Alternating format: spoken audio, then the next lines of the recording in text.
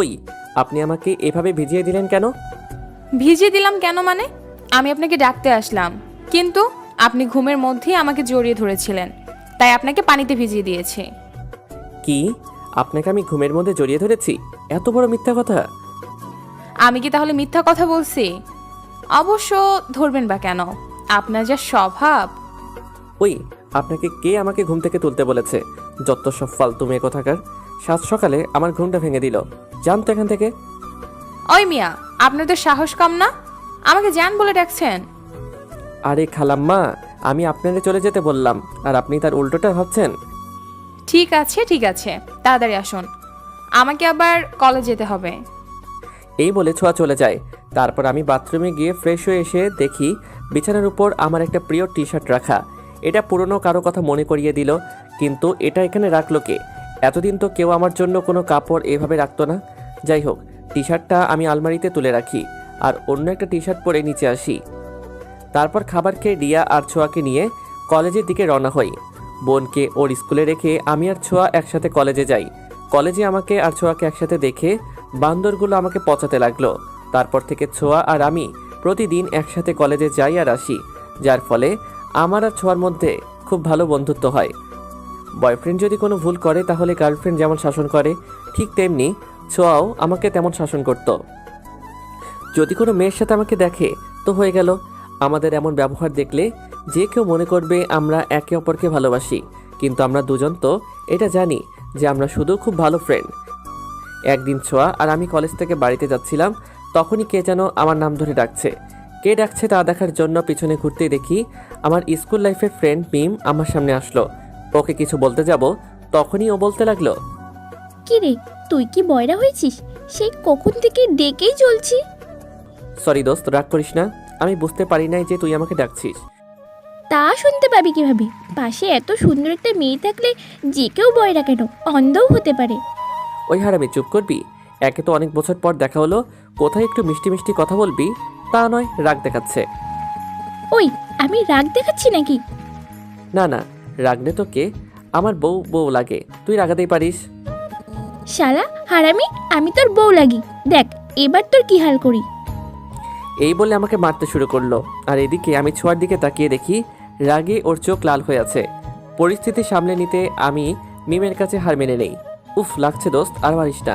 যদি আমাকে মারিস তাহলে আমি আর আমার ভবিষ্যৎ বউকে দেখতে পারবো না। যা, তোকে আজকের মতো ছেড়ে দিলাম। এবার বল, কেমন আছিস? এতক্ষণ মেরে যা অবস্থা করলি, এতে কেউ ভালো থাকতে পারে নাকি? ও তাই, আমার মায়ের কারণে ভালো যখন নেই, তখন তোকে আবার ভালো করব। আয়। এই বলে মিম আমার দিকে আসতে লাগলো। কিরে, তুই আমার দিকে তোর ওই গন্ডি লোক নিয়ে আসছিস কেন? একটা কথা তো জানিস, বিষ দ্বারাই বিষকে নষ্ট করতে হয়, তাই। থাক, আমি বুঝতে পারছি তুই কি করতে যাচ্ছিস। আমি তো এমনিতে মজা করে বললাম। আর হ্যাঁ, আমি খুব ভালো আছি। আর আমিও তোর সাথে মজা করলাম। তা এখন তুই কোন ইয়ারে পড়ছিস? অনার্স লাস্ট ইয়ারে পড়ছি। তা হঠাৎ এখানে যে তুই? আমি তো শুনেছিলাম তুই দেশের বাইরে গেছিলি। হ্যাঁ, তা গেছিলাম, কাল রাতেই দেশে ফিরেছি। ও, খুব ভালো করেছিস। তবে একটা কথা, তোকে দেখে কেউ মনে করবে না তুই বিদেশে ছিলি। কেন? আমি বিদেশে ছিলাম, তা কেন মনে করবো না? না মানে তুই আগেও যেমন ছিলি আর এখনো তেমন। দেখ, বিদেশে পড়ছি বলে কি নিজের দেশের ঐতিহ্যকে ভুলে যাব আর ওদের দেশের ঐতিহ্যকে নিজের করে নেব কেন? আচ্ছা, তোর ভাষণ বন্ধ কর। তারপর মিমের সাথে আরও একটা অনেক কথা বলে বাড়িতে চলে আসি। কিন্তু আসার পথে ছোঁয়া আজকে একটা কথা বলে নাই। বাড়িতে আসার পরেও আমার সাথে কোনো কথা বলে নাই। ও আমার সাথে কথা বলছে না দেখে ভাবলাম হয়তো কোনো কারণে আমার উপর রাগ করেছে, তাই হয়তো আমার সাথে কথা বলছে না।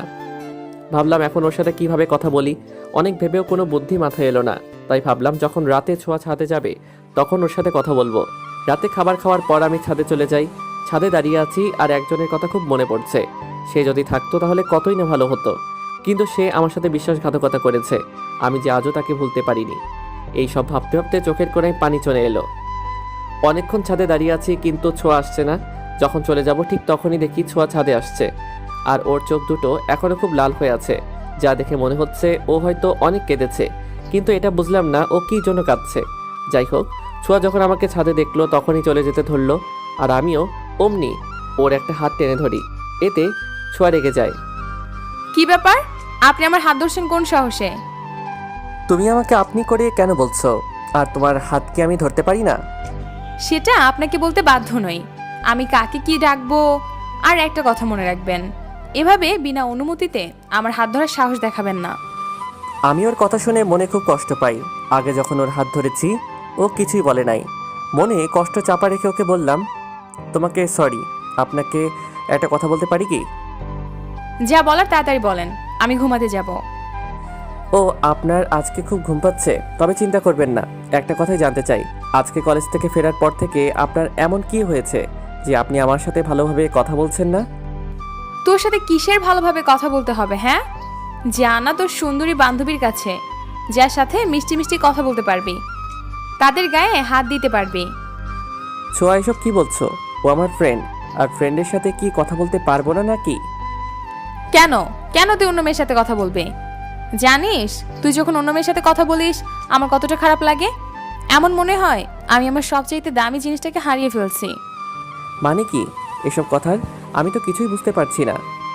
তোকে কিভাবে বোঝাবো আমি তোকে ভালোবাসি? আমি ওর কথা শুনে স্তব্ধ হয়ে গেলাম। কি বলছে এসব? আমি আর কোনো মায়ায় জড়াতে চাই না আর কারো ছলনার শিকার হতে।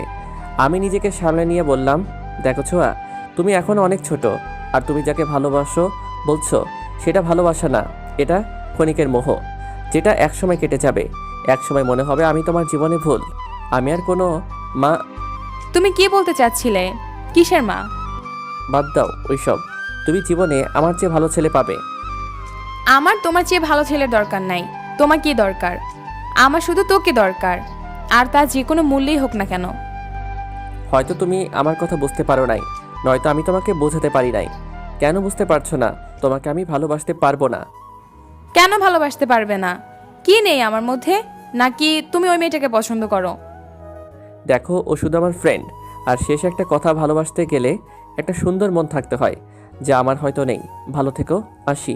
ও আরেকটা কথা, আমার বলা কথাগুলো একটু ভেবে দেখো। এই বলে যখন চলে আসবো তখনই ছোঁয়া বলে উঠল, এটাই যদি তোমার শেষ কথা হয় তাহলে আমার একটা কথা শুনে রাখো। এই জীবনে আমি যদি তোমাকে না পাই তাহলে আমি কি করব সেটা তুমি ভাবতেও পারবে না। আমি ওর কথা শুনে থেমে গেলাম। কি বলতে বা করতে চাচ্ছ ও? তুমি ঠিক কি বলতে চাচ্ছ? বলতে চাচ্ছি না, করতে যাচ্ছি। এই বলে ছোঁয়া ছাদের পিলারের উপর দাঁড়িয়েই যেই লাফ দিতে যাবে, আমি দৌড়ে গিয়ে ওকে নিচে নামিয়ে আনি। তুমি পাগল হয়ে গেছো নাকি? হ্যাঁ, আমি পাগল হয়ে গেছি। যদি রাজি না হও তো। ঠিক আছে, তোমাকে কিছু করতে হবে না। আমাকে আজকে রাতটা আমাকে ভাবতে দাও। ঠিক আছে, আজকে রাতে কেন? দরকার হলে যত ইচ্ছা তত সময় নাও, কিন্তু উত্তর হ্যাঁ ছাড়া অন্য কিছু যেন না হয়। তারপর আমি ওখান থেকে নিজের রুমে এসে ভাবতে লাগলাম কি করা যায়। আবার কেন এক নতুন মায়ায় আমি জড়াতে যাচ্ছি? এই মায়া আমাকে শুধু কষ্ট দেয়, তাই আর কোনো মায়ায় জড়াবো না। অনেক ভেবে একটাই উপায় পেলাম, ওকে ওর পাগলামো থেকে বের করে আনতে ছোঁয়ার প্রস্তাবে রাজি হতে হবে। আর ততক্ষণ পর্যন্ত ভালোবাসার নাটক করতে হবে, যতক্ষণ না ছোঁয়া ওর মোহ থেকে বের হয়ে আসছে। পরের দিন আমি ঘুম থেকে উঠে ফ্রেশ হয়ে খাবার টেবিলে গিয়ে দেখি ছোঁয়া আর রিয়া খেতে বসেছে, তবে কেউ কোনো কথা বলছে না। কিরে বড়ি, কি খাচ্ছিস? দেখতেই তো পাচ্ছিস আমরা কি খাচ্ছি। তা তো দেখতেই পাচ্ছি, এমনিতেই শুনতে চাইলাম। আর তুই রাগ দেখাচ্ছিস? এখানে কে কার উপর রাগ দেখাচ্ছে? কেউ না আম্মু। তা আজকে আব্বুকে দেখছি না তো খাবার টেবিলে। তোর আব্বু আজকে একটু তাড়াতাড়ি অফিসে চলে গেছে। ও ঠিক আছে, আমাকে খেতে দাও, খুব খিদে লেগেছে। ঠিক আছে, বসে পড়, আমি খাবার দিচ্ছি। তারপর খাবার খেয়ে ওদের দুজনকে নিয়ে বের হলাম, কিন্তু আজকে কেউ কোনো কথা বলছে না। অন্যদিন হলে ওদের দুজনের কথা শুনতে শুনতে কান ব্যথা করতে শুরু করতো। তাই আজকে আমি ওদের বললাম, কি রে তোরা আজকে দুজনের মুখে কি তালা মেরে রেখেছিস? কই না তো, তোর কেন এমন মনে হলো? এমনি বললাম আর কি, অন্যদিন তো তোদের থামানো যেত না। কিছু না, এমনিতেই। ও আচ্ছা। তারপর বোনকে ওর স্কুলে দিয়ে আমি আর ছোঁয়া একসাথে হেঁটে কলেজের দিকে যাচ্ছি। তখনই ছোঁয়া বলে উঠল,